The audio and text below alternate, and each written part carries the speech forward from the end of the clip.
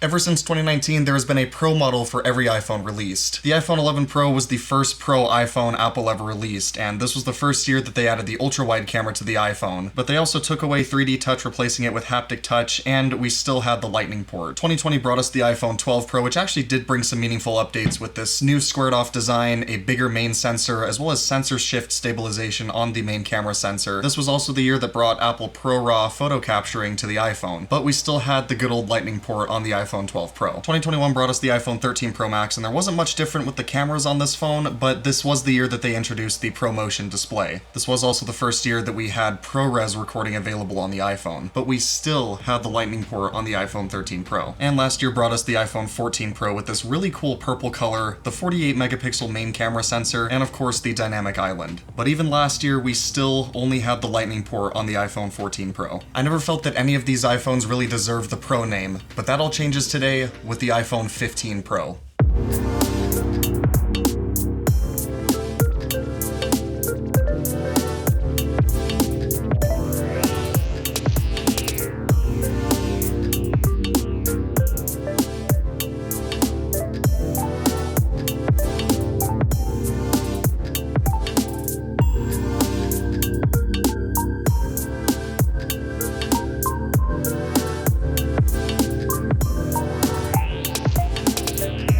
So that's right guys, I managed to get myself the blue titanium iPhone 15 Pro Max on launch day. And in my opinion, this is the first and only iPhone as of right now to actually deserve the Pro name. So let's get to the part everyone is waiting for and get this iPhone out of its box.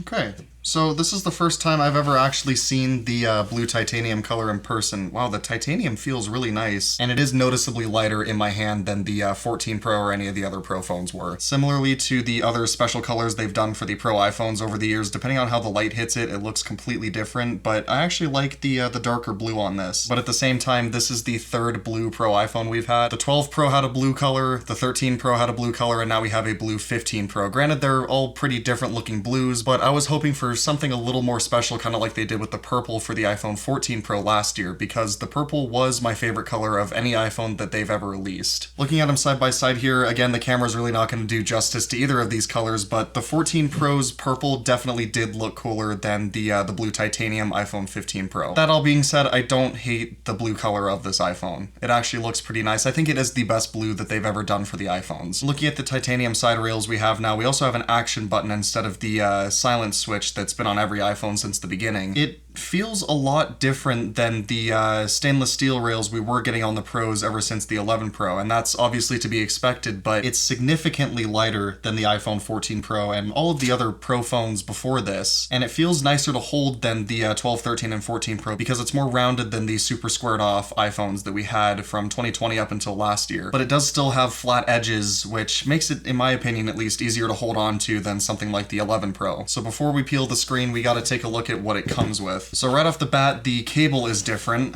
As you can see now, it is USB-C on either side because we finally have USB-C on the iPhones. This is about 7 years late coming to the iPhone, but I'm just glad we finally have it. However, the downside is the cable that it comes with doesn't support USB 3 speeds as far as I know, which is really lame because now you have to go buy a separate cable that can do faster transfer speeds than this one can if you don't have one already. What is nice though is the fact that this is a braided cable now. And it does feel a lot nicer than the standard, rubber cables that we've been getting with the iPhones forever. It doesn't have as much shape memory as the rubber cables had. As you can see here, it's just perfectly straight right out of the box, which is nice.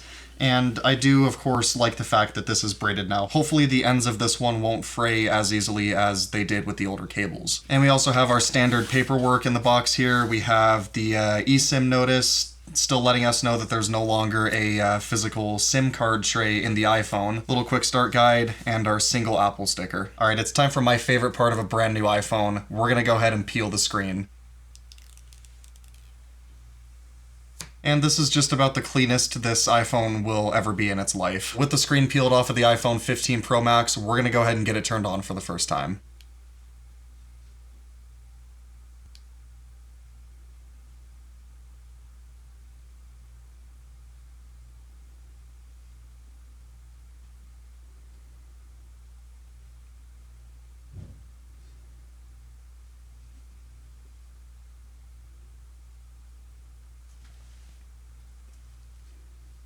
Pretty quick boot up here, but that's what you would expect from a brand new iPhone with a processor that's actually apparently more powerful than the M1 chip, which is pretty impressive to have in a phone now. So we're gonna go ahead and start setting up this iPhone. We're gonna select English as our language as usual, United States for the country or region.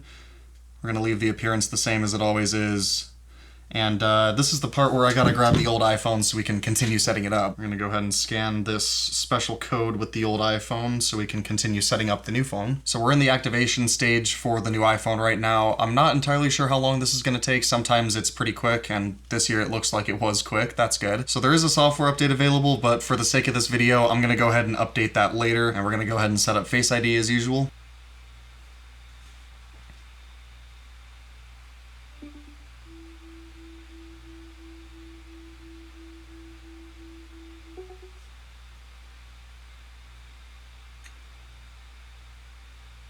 And we still only have to do one scan with Face ID. That also started with the iPhone 14 Pro last year. And now's the part where we get to transfer the data from the old iPhone. Now you can either do this directly from the old iPhone. I usually prefer to just use my iCloud backup because it only takes about 15 minutes for your phone to become usable, and then everything else downloads in the background as you're using your phone. This is also a new screen. They haven't done this on any iPhones before, but I think it looks kind of cool. It's kind of showing you everything you can do with iCloud, which is nice. And here's where I can finally choose an iPhone to restore the backup from. So we're gonna go ahead and restore from the iPhone 14 Pro, and we're just gonna go ahead and restore everything. So all my apps and data, all my settings, my wallet, and my Apple Watches. And in case you guys haven't seen this yet, this is the emergency SOS informational page. It shows you how to initiate an emergency call just by holding the power button and either the volume buttons.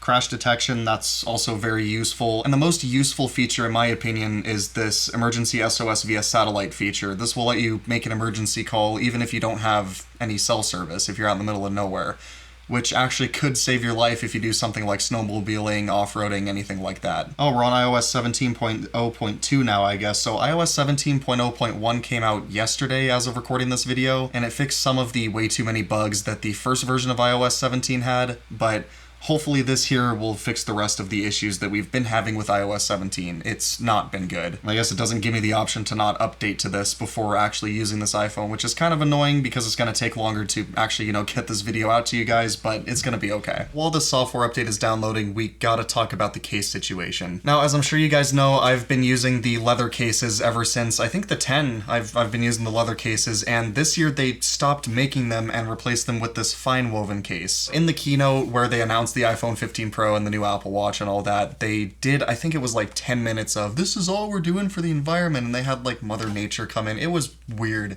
I didn't like it too much. But during that, they announced that they're discontinuing all leather products across the board. There's no more MagSafe leather wallets, there's no more MagSafe Apple Watch bands, and there's no more leather iPhone cases. The reason they gave was something about leather not being a renewable material, but can't you breed cows to get more leather? You know what actually isn't renewable? The lithium in the battery of this iPhone. This case is the perfect example of cost cutting. I guarantee you it costs about a fifth of what the leather cases did to manufacture, but it still costs the same $60 that the leather cases did.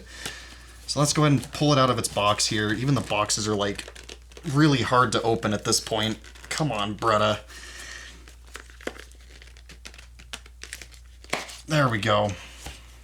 So there it is, the fine woven case. Oh my gosh, this is not gonna last long, guys. As I'm sure you know, the leather cases got scuffed up pretty easily. This one's actually pretty new. I had to buy a second leather case for the iPhone 14 Pro Max because I dropped it too many times, and most of the leather just tore off the case, which is to be expected. It's leather. It's not a super durable material, but it felt nice in the hand. An hour after I got this case, I put this nick in it. I have no idea how I did it, but I pulled it out of my pocket and it was there. Pull this the rest of the way out of the box. This does not feel like it's going to last very long at all. It doesn't feel bad, but it's definitely not as nice as the leather cases were, in my opinion. And they, of course, changed the shape of the iPhone 15 just enough so you can't use your leather cases from previous iPhones on it. And it looks like they actually have fake leather around the edges of this, probably because they knew the fine woven material wouldn't hold up well on the edges when you drop your phone. So we're getting deeper into the update process for the new iPhone here, so I'm going to take a little break while this is updating, and we'll be back when it's done. So we're finally done with the iCloud restore process. Now we can finally get into this iPhone and start using it. So as you can see right here, it says restore completed. Hit continue on that. So we now have silent mode in the control center because, as you guys know by now, the action button replaces the silent switch that every other iPhone before this has had. For right now, I'm just going to leave the action button set to silencing the ringer because that's what I'm used to. I'm sure I'll change it up later on though because my phone pretty much never comes out of silent, and it looks like that's it. So you can see all my apps are downloading in the background right now, but what I'm really interested in seeing is how the cameras compare to the iPhone 14 Pro from last year. So we're first going to look in the camera settings right here, and you can see cinematic is still limited to 4K at 30 frames a second, which I guess is fine. You're not really shooting anything cinematic at 60 frames per second, but it is worth noting that shooting at 60 frames per second could be useful so you could slow it down a little bit while you're editing. Last year's iPhone was the first iPhone since I believe the 6S to get a higher megapixel main sensor. We went from 12 megapixels on the 13 Pro to 48 on the 14 Pro, and this also has that same 48 megapixel sensor. It's a little bit bigger, but it's got the same amount of pixels on it. But the only way you could get a higher output on the 14 Pro than 12 megapixels was to shoot in Apple ProRAW, which would give you the full 48 megapixel output. This year, they let you pick between 12 and 24 megapixels for your standard shooting that's not RAW. So that's nice that they give you a bigger output for standard photos now. So this is another thing that's new. I don't think this was on the 14 Pro. I never really looked that deep at it, but right here we have our RAW and resolution control. So you can see our Pro default is ProRAW Max up to 48 megapixels. You can also do ProRAW limited to 12 megapixels or HEIF Max, which is just your standard photo format, no RAW anything, but you can do that up to 48 megapixels as well. I'm going to leave mine set to ProRAW Max 48 megapixels though. Down here we have our video capture settings. So our ProRes encoding, we can do HDR, SDR, or log. This is what I'm most excited for with this phone. Yes, it's great that they have USB-C now, but I'm very excited that they have a log profile now. So we're going to go ahead and switch my ProRes encoding to that log profile, and we'll see how it compares to something like C-Log 3 on the Canon R5. And for those interested, you can pause the video to see how much storage these videos will take up. This is another thing that's new. You can do portraits in photo mode, so if you just take a standard photo, you can convert it into a portrait later on, which is kind of cool. I don't really use portrait mode much on my other iPhones anyway, but it is cool that they have this in there now. Alright, so here's our video recording mode, and up here you can see we have the ProRes button, so I'm going to go ahead and turn that on, and it looks like, okay, so it is true, you can only record ProRes 4K 60 with an external storage device, which I just so happen to have. So I actually picked up this 4TB SSD pretty much just for this iPhone. It was on sale for I think like $150 off. I only paid $200 for this 4TB SSD, and it's got the USB-C, which we can now plug straight into the iPhone, and hopefully it's fast enough to record ProRes at 60 frames per second onto. That's actually kind of unfortunate that you can't record ProRes 60 frames per second internally on this. I was hoping you'd be able to, but it is also cool that you can record directly to an external drive now. This is also something that we've needed for a very long time. These iPhones only go up to 1 terabyte, and I know I say only 1 terabyte in an iPhone, but when you're shooting ProRes, that fills up really, really quick. So we're gonna go ahead and plug this into the USB-C port on the phone. That's still so weird, man, to have USB-C on an iPhone. Super late to the game, but we finally have it now. And with that plugged in, we should now be able to... Nope, it's not seeing it. Okay, let's go ahead and relaunch the camera app. Not off to that great of a start, Apple. Oh, it's encrypted. Duh. Okay, so now that I've unlocked this drive, we should be able to shoot ProRes log onto it. Nope. I don't know what's going on, man. Alright, I'm gonna go ahead and go decrypt this drive really quick. Alright, I decrypted this drive. If it still doesn't work, we're just gonna deal with ProRes log at 30 frames per second for the rest of this video, which will be fine, but I really want to see how external recording works on the iPhone. I'll even give it a second to initialize before I try to turn on ProRes log. Hey, there we go. Okay, so as you can see now, we have our max time is 288 minutes. You see what I mean, guys? This is 4 terabytes, and it'll be filled up in less than 300 minutes. And you can also see it's got the USB-C badge down here at the bottom. All right, so this is the first clip I'm recording on this iPhone in ProRes log. Give you guys a little bit of a tour here. We've got my monitors right here. This is my B camera right here. We got the R5 running as the B camera, and we have the good old Panasonic G85 for my A camera. We got the MacBook recording audio from my shotgun mic. That's right, guys, I finally got a proper shotgun mic. It's a Sennheiser MKE 600, and up until now, you have been hearing me through that microphone. You're now hearing me through the built-in microphone on the iPhone 15 Pro Max. So you've been seeing this video color graded. I'm gonna go ahead and take that color grade off so you can see how it looks just coming straight out of the iPhone. And from what I can tell in the preview, at least, it looks like I'll actually have some pretty good flexibility with this footage. It's picking up some really nice shadows over in that area, which is kind of cool. It's very impressive what you can do with iPhone cameras at this point. So the other thing about the cameras that I was excited about for this iPhone during the rumor phase of this iPhone was the telephoto lens was supposed to get up to 10 times optical zoom. And then there were rumors that it was only going to be 7 times optical zoom. And then Apple released it, and we get 5 times optical zoom. Better than 3? Yes, sure, of course. But it's nowhere near what Samsung is doing with their optical zoom capabilities. Although I can guarantee you that this will still give you a much better looking image than a Galaxy could. So here's our 5 times optical zoom, guys. Look at that, we're actually getting nice and close to my A camera monitor right here. You can get a nice shot of my A camera itself and the MacBook recording our audio here. And there's the good old interface providing phantom power, and also the signal input from the MKE 600 up here.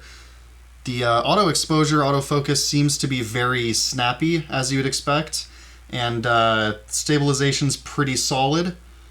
Can we switch between lenses at 4K 60? Oh, we can. That's awesome. Okay, so even last year, guys, the iPhone 14 Pro Max, when you were recording in 60 frames per second, you were locked to whatever lens you started recording with. So say you started recording with the ultra-wide like this, that's awesome that you can actually switch between them now. If you started recording with the ultra-wide lens, you could crop in on the ultra-wide lens during your recording, but you couldn't actually, switch between the lenses. And going from ultra-wide to the 5 times lens, you can see there is a little bit of a repositioning. I don't know how else to explain it than that, which does make sense because the lenses on this iPhone are all in different spots, and they actually do this triangular arrangement of the lenses so they're all equidistant from each other. So say if they were aligned just in a straight line, one of them would be at the bottom, one of them would be at the top. So say ultra-wide's at the bottom, the telephoto's at the top, you would notice a lot more of a position change than you do with it arranged this way. Hopefully that all makes sense, but that's how it works. So we now have on the 1X button our standard 24mm, 28mm, and 35mm. So the phone got incredibly hot doing that ProRes recording, which I'm not at all surprised by, especially because, we're still downloading a bunch of apps in the background on this phone. But it is very cool that we have a log profile on the iPhone now. That's something that I've been wanting for a while. I never thought they would actually do it, but now we have it. From what I saw in the preview window, it looks like I'm actually going to be able to get some decent flexibility out of that log profile on this phone. And assuming they haven't changed what version of ProRes they're using, this is still ProRes HQ, which is on the higher end of the ProRes presets. So here it is, guys, all nicely lined up on this table, the entire iPhone Pro family. We have the 11 Pro, the 12 Pro, the 13 Pro, the 14 Pro, and now the 15 Pro. And as I've said a few times in this video, guys, the iPhone 15 Pro is the only iPhone that actually deserves to have Pro in its name, with its log profile for video recording, finally adding USB-C, the focal length presets for taking photos, and its slightly better telephoto camera. This is the best iPhone and the most pro iPhone that Apple has ever made. And before I forget, guys, let's go ahead and put this fine woven case on this iPhone 15 Pro Max. And there's our MagSafe animation deal, just so you know that you actually put the case on your phone, because again, you can't tell that it's on the phone just by looking at the back of it. I don't know, man. I don't know how well this fabric is gonna hold up to all the abuse, the unintentional abuse, might I add, that this iPhone will likely experience throughout my year of owning it. Anyway, though, guys, that is gonna be it for this launch day look at the iPhone 15 Pro Max. Come back later today, we're gonna be taking a look at the Apple Watch Series 9 as well. But until then, guys, that is gonna be it. Hope you enjoyed it, and as always, thank you for watching.